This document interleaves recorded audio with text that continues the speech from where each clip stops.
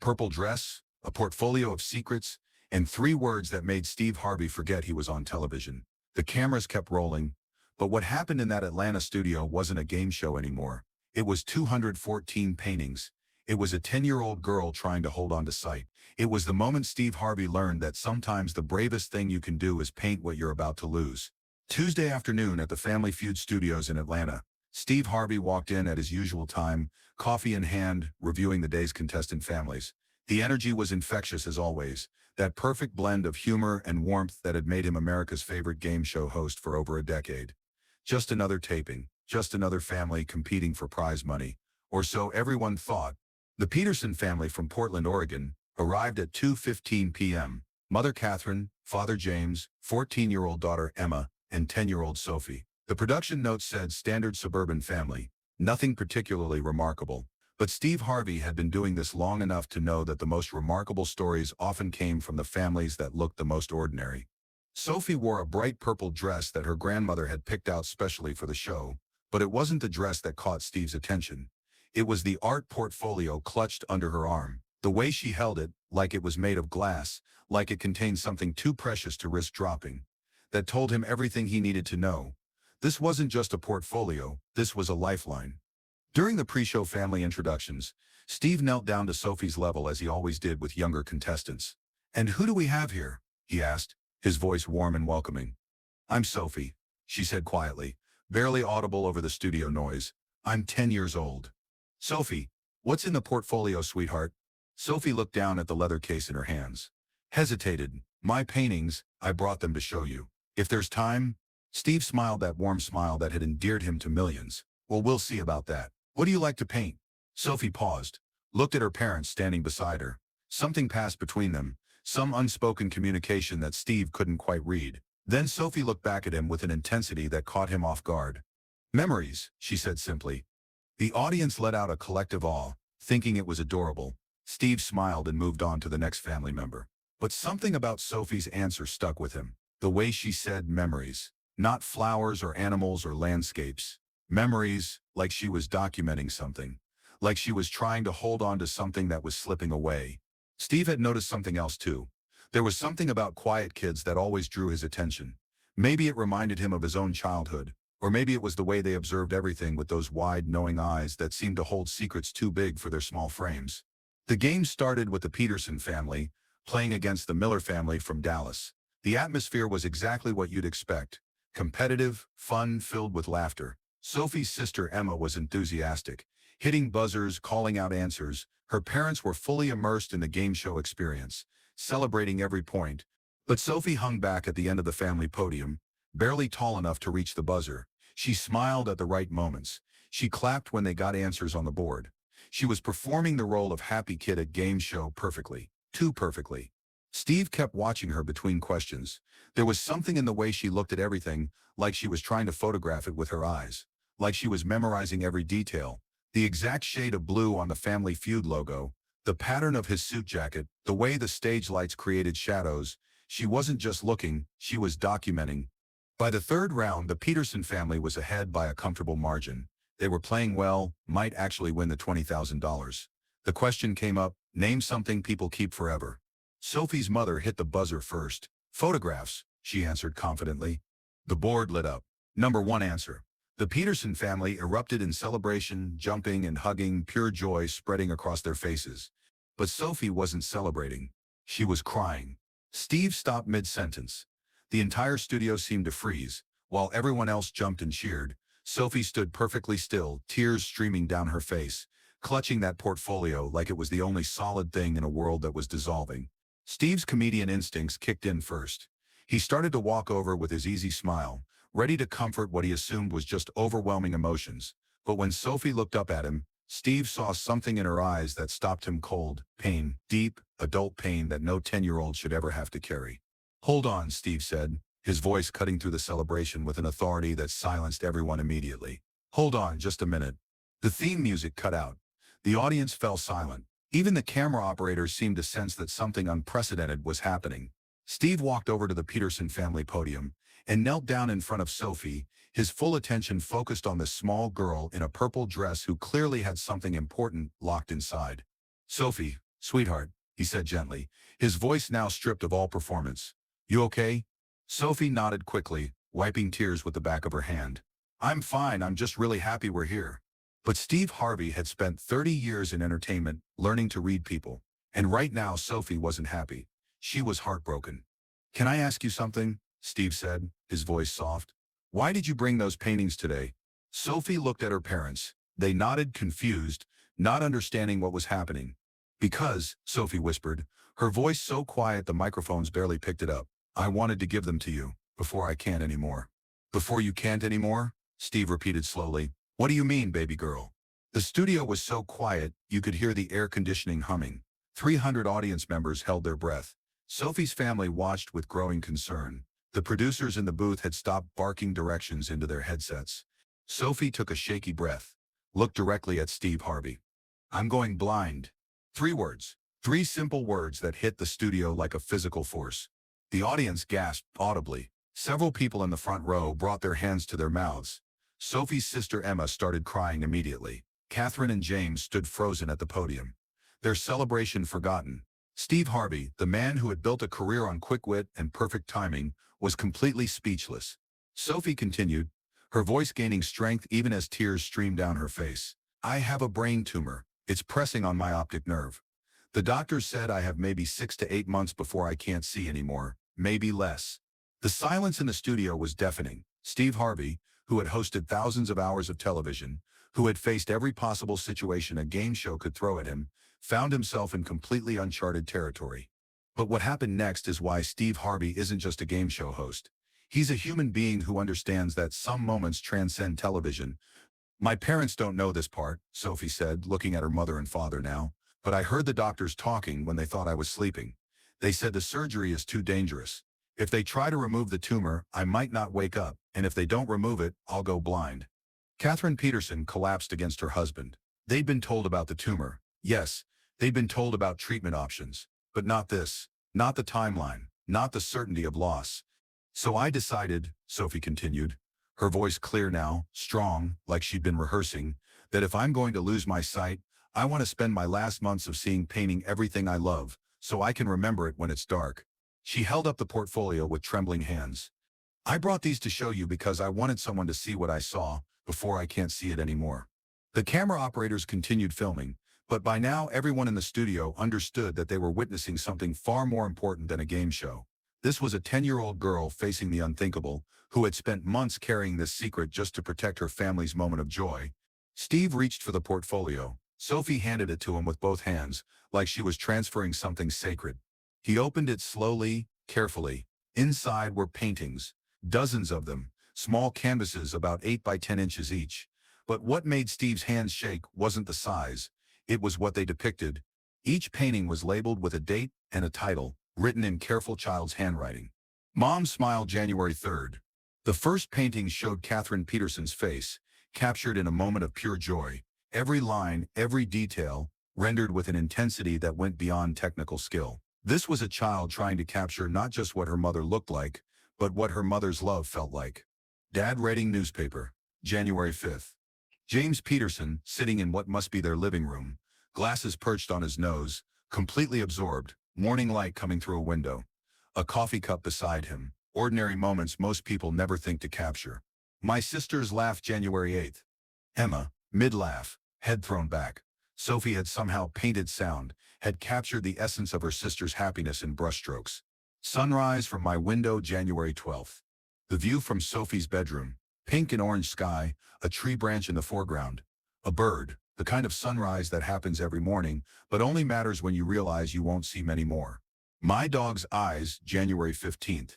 A golden retriever's face, those soulful brown eyes, the kind that look at you like you're the most important thing in the world. Steve flipped through painting after painting. Each one labeled, each one dated, each one a goodbye letter to something Sophie loved. I paint every day, Sophie whispered. Because every day I might see something for the last time. Steve Harvey looked up from the paintings. His eyes were filled with tears. The cameras kept rolling, but everyone in that studio understood they were witnessing something that went far beyond entertainment. This was humanity at its most raw and beautiful. Sophie, Steve said, his voice thick with emotion. Why didn't you tell your parents about what you heard the doctors say? Sophie looked at her mother and father, who were both sobbing now. Because they're already so sad, she said simply. I hear them crying at night when they think I'm asleep. They're trying so hard to be strong for me, to act normal, to give me a normal childhood. I wanted to give them one happy day, Sophie continued. That's why we came here. I wanted them to laugh and play a game and not think about hospitals and tumors and surgeries. I wanted them to just be a family having fun. She wiped her eyes with the sleeve of her purple dress. I've been carrying this alone because that's what you do when you love someone. You carry the heavy stuff so they don't have to. Steve Harvey stood up slowly, walked to center stage. His hands were shaking as he set down the portfolio. Stop the cameras, he said. Then, louder, stop the cameras. But the producers in the booth made a decision. They kept them rolling because they knew something extraordinary was happening, something that transcended television. Steve walked back to Sophie, and right there, in front of 300 people, he sat down on the stage floor, cross-legged, like a kid himself. Sophie, come here, sweetheart. Sophie walked over and sat down across from him. Two people, just talking, the game show forgotten. How old are you again? Steve asked gently. 10. And you've been painting every day since January? Since December 18th, Sophie corrected softly. That's when I found out. Steve did the math in his head. 7 months of daily paintings. That's over 200 paintings. 214, Sophie said. I paint 3 or 4 a day now because I'm running out of time. Steve Harvey had to look away for a moment, had to compose himself. He reached into his jacket pocket and pulled out his pocket square. That perfectly folded piece of white fabric with blue trim that he always kept ready. Gently, he wiped the tears from Sophie's face. Sophie, I want you to listen to me very carefully, he said. Can you do that? She nodded. You're not going blind, baby girl. Sophie looked confused, but the doctors said, I know what the doctor said, but you're not going blind. You're learning to see in the dark. And you know how I know that. Sophie shook her head. Because someone who can see love this clearly, someone who paints her mother's smile and her father's hands and her sister's laugh, that's not someone who's losing sight. That's someone who sees clearer than most people ever will. Steve paused, letting those words sink in. Most people walk around with perfect vision, and they don't see anything. They don't notice their mom's smile or the sunrise or how their dog looks at them. But you've been painting goodbye letters to every beautiful thing in your life. That's not going blind. That's seeing with your whole heart. Sophie's tears were flowing freely now, but something in her expression had changed. The weight she'd been carrying seemed to lighten just slightly. Then Steve did something that would become legendary in Family Feud history. He removed his suit jacket, the jacket he wore for every single taping, the jacket that had become as much a part of his persona as his timing and warmth. He stood up, helped Sophie stand, and wrapped that jacket around her small shoulders. It hung on her like a blanket, sleeves dangling past her hands. Sophie, Steve said, his voice now clearly audible throughout the silent studio, I want you to keep this, and I want you to know something. He knelt down again, eye level with her. You're not losing your sight. You're teaching the rest of us how to see. You're showing us that sight isn't just about eyes. It's about heart. It's about paying attention. It's about loving something so much you need to paint it so you'll never forget. The studio audience was openly crying now. But Steve wasn't finished. He turned to address the entire studio. Ladies and gentlemen, we're going to do something that's never been done in the history of this show. He walked over to the Miller family. I need to ask you folks something. Would you be willing to forfeit this game? This little girl needs something more important than points on a board. The Miller family patriarch didn't hesitate. Steve, you do whatever that little girl needs. The money doesn't matter. She matters. Steve nodded. He turned to the producers. Clear the afternoon schedule. Cancel the next 2 tapings. We're doing this right now. Over the next 3 hours, Steve Harvey transformed the Family Feud set into an art gallery. Production assistants brought in easels, lighting technicians repositioned spotlights, stage managers created labels and arranged Sophie's 214 paintings along every available surface. The bright blue Family Feud backdrop became gallery walls. The contestant podiums became display stands. The stage where families had competed became an exhibition space, showcasing the vision of a 10-year-old girl trying to hold on to sight.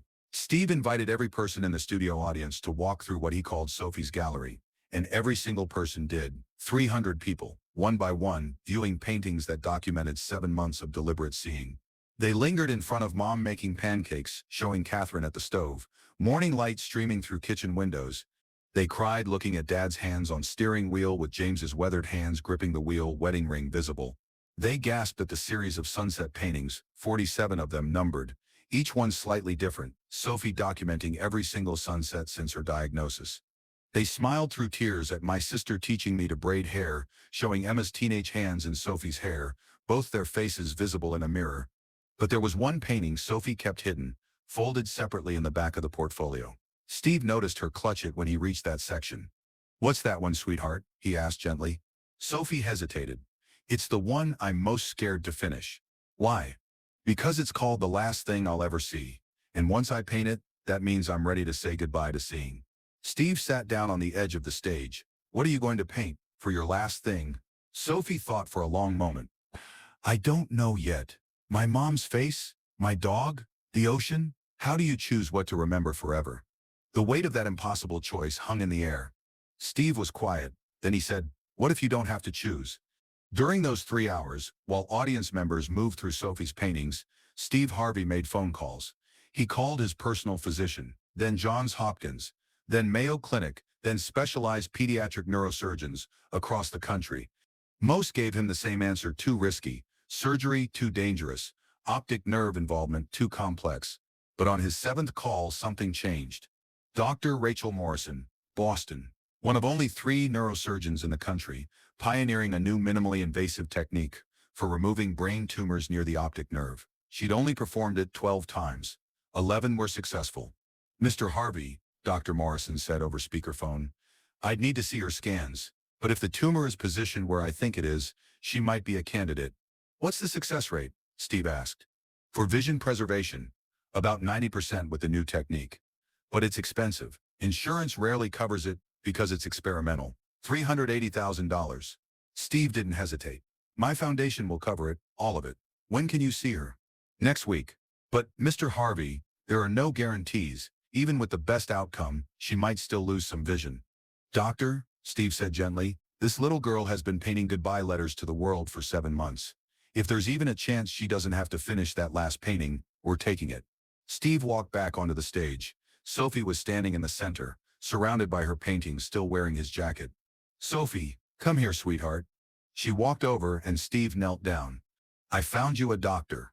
Dr. Rachel Morrison in Boston. She's one of the best pediatric neurosurgeons in the country, and she thinks she might be able to help." Sophie's eyes went wide. "Help how?" "Help remove the tumor. Help save your vision." "But my doctor said." "I know what your doctor said, and they might be right. This is risky. The surgery is complicated. There are no promises." Steve took both of Sophie's hands. "But here's what I believe. God didn't give you this gift for painting, this ability to see the world so clearly, just to take it away. I believe he's showing you how precious sight is so you never take it for granted again." "But what if it doesn't work?" Sophie asked. Steve didn't lie. "Then you take these 214 paintings and you teach the rest of us how to see like you do. You show us that sight isn't just about eyes. It's about noticing. It's about love." He paused. "But I'm going to pray on it, every single day until your surgery. I'm going to pray that God lets you keep seeing." Sophie asked, "Do you really believe that?" "I do," Steve said with conviction. "And I'm going to believe it hard enough for both of us." The surgery was scheduled for the following week at Massachusetts General Hospital. Steve's foundation covered the full cost. But more than that, they arranged family housing near the hospital, Sophie's art supplies delivered to her room, art therapy during rehabilitation, and educational support. "When the surgery is over," Steve told Sophie, "when you wake up and you can see again, I want to be the first thing you paint." Sophie smiled through tears. "What if I don't paint you right?" "Baby girl, whatever you paint will be exactly right, because you'll be painting with eyes that fought to see." Before the Peterson family left, Steve asked Sophie one more question. "Sophie, these paintings, why did you want to give them to me?" Sophie looked down at the jacket, wrapped around her shoulders, thought for a moment. "Because when I go blind, I want someone who sees a lot of people every day to remember what I saw. I want someone to remember that the world is beautiful, even when it's scary, even when you're losing it. And I thought if Steve Harvey has my paintings, maybe he'll look at them and remember to see things the way I did, to notice Mom's smile and Dad's hands in sunsets, the little things that are actually the big things." Steve Harvey completely broke down, full crying, no attempt to hide it, just raw, honest tears.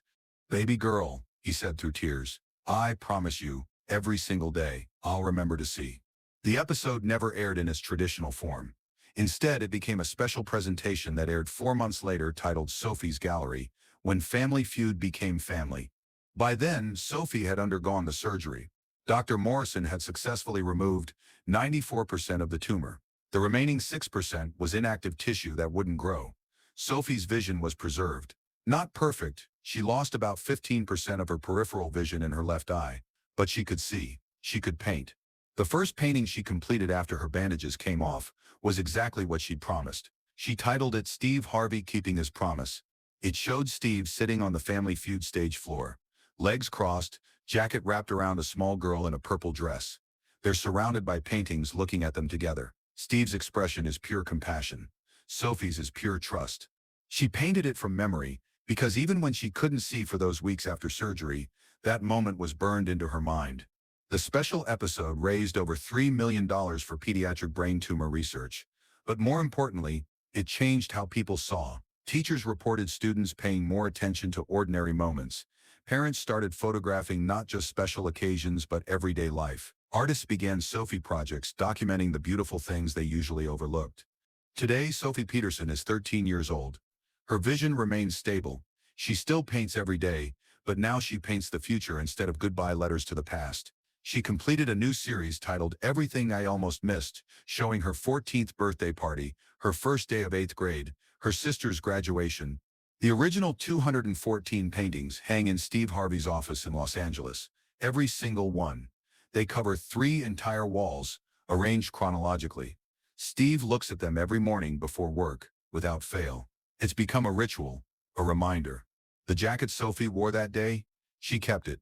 She calls it her seeing coat because she wore it the day she learned that even if you lose your sight, you never stop seeing what matters. It hangs in her bedroom now, perfectly preserved. Steve Harvey keeps a spare pocket square in his jacket. Always ready, just in case someone needs their tears wiped away, just in case another Sophie walks onto his stage, carrying a burden too heavy for small shoulders. Because that's what he learned from a 10-year-old girl in a purple dress who counted her last days of sight in paintings. Love looks like paying attention. Courage looks like painting what you're about to lose. Faith looks like believing you might not lose it after all. And seeing, real seeing, isn't about eyes at all. It's about noticing mom's smile on a Tuesday morning. It's about watching dad read and realizing that's what love looks like. It's about counting 47 sunsets and understanding that beautiful things are more beautiful when you know they're temporary. Sophie taught Steve Harvey to see, and through him she taught millions of others. Not bad for a girl who thought she was going blind.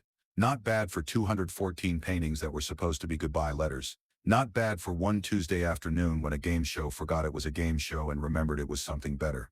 Steve still takes calls from Sophie every few months. She updates him on her art, her school, her vision, and every single time Steve ends the call the same way. Remember to see Sophie. And she always responds, I promise, Uncle Steve, every single day. Because that's what happens when a 10-year-old girl teaches a television studio full of adults what it really means to see. The lesson never ends. The paintings never stop. The seeing continues.